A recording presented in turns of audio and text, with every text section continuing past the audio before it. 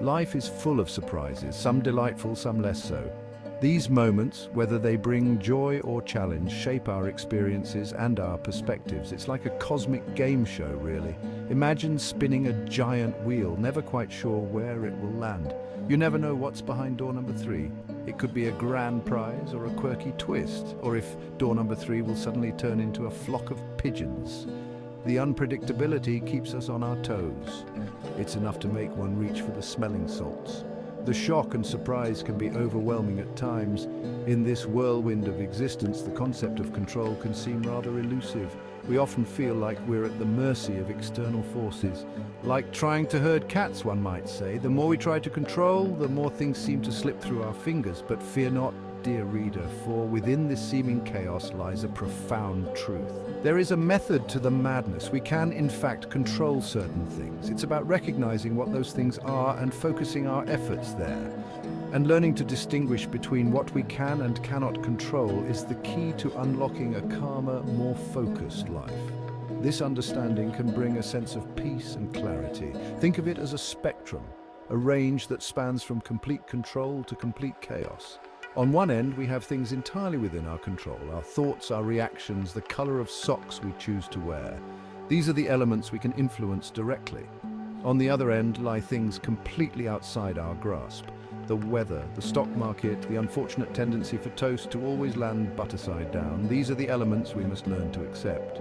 Our task then is to learn to navigate this spectrum with grace and wisdom, to understand where our influence ends and where acceptance begins.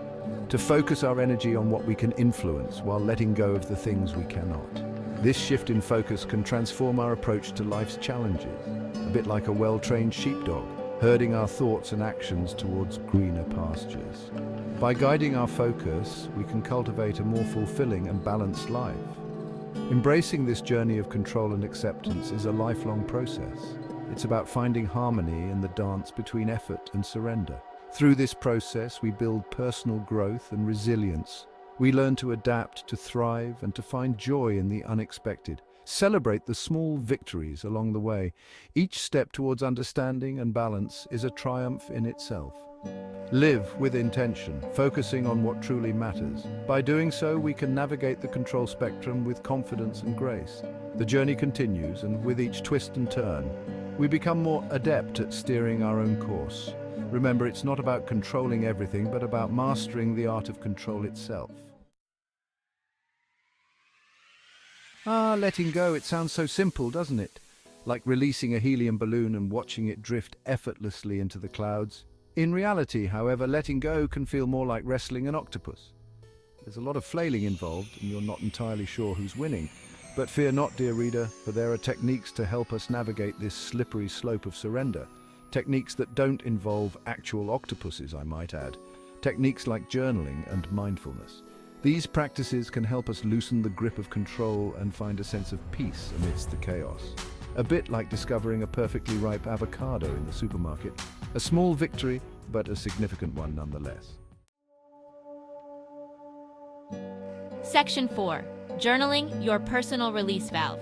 Journaling, my friends, is like having a conversation with a wise and patient friend. A friend who doesn't judge your grammar or interrupt with anecdotes about their neighbor's cat. It's a space to pour out your thoughts and feelings, to untangle the knots of worry and frustration. When we transfer our anxieties from our mind to the page, something rather magical happens. They lose their power over us. It's as if by giving them a physical form, we diminish their hold on our psyche. A bit like letting the air out of a balloon animal. It might not be as impressive, but it's certainly less likely to startle the guests. So the next time you find yourself wrestling with something outside your control, grab your journal and start scribbling. You might be surprised at the sense of relief it brings. Section 5. Mindfulness, finding stillness in the storm. Now let's talk about mindfulness, a word that's often bandied about these days, like a well-worn paperback at a book club meeting. But what does it really mean? In essence, mindfulness is about paying attention to the present moment without judgment. It's about noticing the gentle breeze on your skin, the taste of your morning coffee, the sound of birdsong in the distance. It's about appreciating the small things, the everyday miracles that we often overlook. When we focus on the present, we free ourselves from the tyranny of the past and the anxieties of the future. We create a space of calm amidst the chaos, a sanctuary where we can simply be. And in that space of being, we often find the clarity and perspective we need to let go of what we can't control. A bit like finding a perfectly ripe avocado, it's a moment of unexpected joy in the midst of the mundane. Mindfulness can be practiced anywhere, whether you're sitting quietly in a park, observing the dance of leaves in the wind, or simply taking a moment to breathe deeply at your desk. One of the simplest ways to practice mindfulness is through mindful breathing.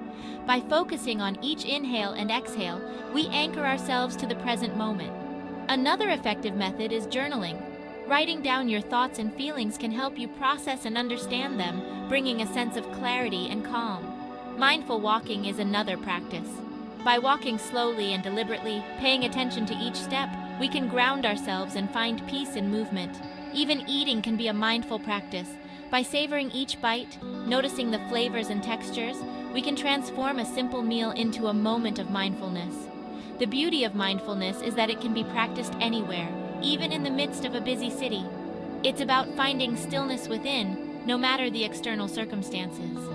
As we cultivate mindfulness, we begin to radiate a sense of calm and contentment that can positively impact those around us. Sharing mindful moments with others can deepen our connections and create a ripple effect of peace and understanding. Reflecting on our mindfulness journey, we can see how these small practices accumulate, leading to a more balanced and fulfilling life. Ultimately, mindfulness is about embracing the present moment, finding joy in the now, and living life with a greater sense of awareness and appreciation. Section 6, Real-Life Examples, From Traffic Jams to Tragedies. Now I know what you're thinking. This all sounds lovely, Mr. Fry, but what about the big stuff? The truly awful things that life throws our way. And you're right. Sometimes life deals us a hand that would make even the most seasoned poker player weep. Illness, loss, heartbreak. These are realities we all face at some point. And in the face of such adversity, the concept of control can seem utterly futile. But even then, dear reader, even in the darkest of times, we still have a choice. We can choose to be consumed by our circumstances, to succumb to the swirling vortex of despair. Or we can choose to focus on what we can control, our reactions, our attitude, our commitment to finding meaning and purpose amidst the pain. This isn't about denying the pain or pretending everything is fine. It's about acknowledging the darkness while still seeking out the light. It's about finding the strength to keep putting one foot in front of the other, even when the path ahead is shrouded in mist. Reflecting on our past experiences, we can see how we've navigated through previous storms. Each challenge, each setback, has taught us something valuable, something that has shaped who we are today. And remember, we don't have to face these trials alone. We can lean on our support systems, our friends, our family. Seeking help is not a sign of weakness, but a testament to our strength and our will to persevere. Sometimes, solace can be found in the simplest of things: a walk in nature, a moment of meditation, a deep breath. Finding joy in small moments can be a powerful antidote to the overwhelming weight of our struggles. Keeping a journal, reflecting on what we're grateful for, can help shift our focus from what's wrong to what's right. Setting small, achievable goals can give us a sense of direction and purpose, even when the future seems uncertain. Celebrating our small victories, no matter how insignificant they may seem, can boost our morale and keep us moving forward.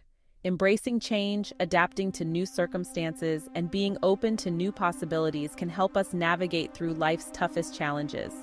Ultimately, it's about finding that inner strength, that resilience, that hope that lies within each of us. And when we do, we emerge stronger, more resilient, and ready to face whatever comes our way. So, dear reader, as you walk through the mist, remember that every step you take is a testament to your courage and your will to keep moving forward. And in the end, it's not just about surviving the storm, but finding peace and contentment amidst the chaos. Because every sunrise brings a new day, a new opportunity to start afresh, to embrace the journey, and to find joy in the little things.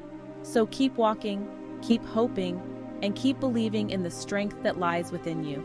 For even in the darkest of times, there is always a glimmer of light, a beacon of hope guiding us towards a brighter tomorrow.